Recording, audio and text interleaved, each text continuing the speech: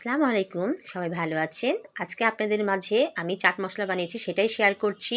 Bit লবণ, আপনার টক লবণ, সাদা লবণ, জিরা, মৌরি, আপনার এখানে চন্দনী, লং, ধনিয়া, গোলমরিচ, এখানে আছে জিরা, মৌরি, আপনার শুকনা মরিচ, এগুলো সবগুলো আমি তাওয়াতে হালকা করে ভেজে নিব, যেন বেশি পুড়েও না যায় আর একদম খুবই হালকা না, এটা ব্লেন্ডারে গুঁড়া করার মতো ওভাবে ভেজে নিতে হবে। চাট লবণটা বাসায় করলে পারে আমরা একটু বেশি পরিমাণ করে রাখতে পারি, আর বাইরে কিনলে পারে ছোট একটা বোতলে পাওয়া যায়, তা দামটাও অনেক বেশি। আর বাসাতে করলে কম খরচে অনেকটাই তৈরি হয়ে যায়। সামনে রোজা আসছে, রোজাতে অনেকটাই এই চাট মশলার কাজে লাগে, এই জন্য আমি ঝটপট করে বানিয়ে রেখে দিলাম। সবাই আপনারা বাসায় বানাবেন, বাসায় বানালে খেতেও ভালো লাগে আর রুচিসম্মত হয়। সবাই ভালো থাকবেন, সুস্থ থাকবেন, আমার জন্য দোয়া করবেন। আর আমার পেজটা যারা যারা দেখেন আপনাদের সবাইকে অনেক অনেক অনেক ধন্যবাদ। সবাই আমার সাথে পাশে থাকবেন, আমাকে ভালোবাসা দিবেন। সবাই ভালো থাকবেন, সুস্থ থাকবেন। আল্লাহ হাফেজ।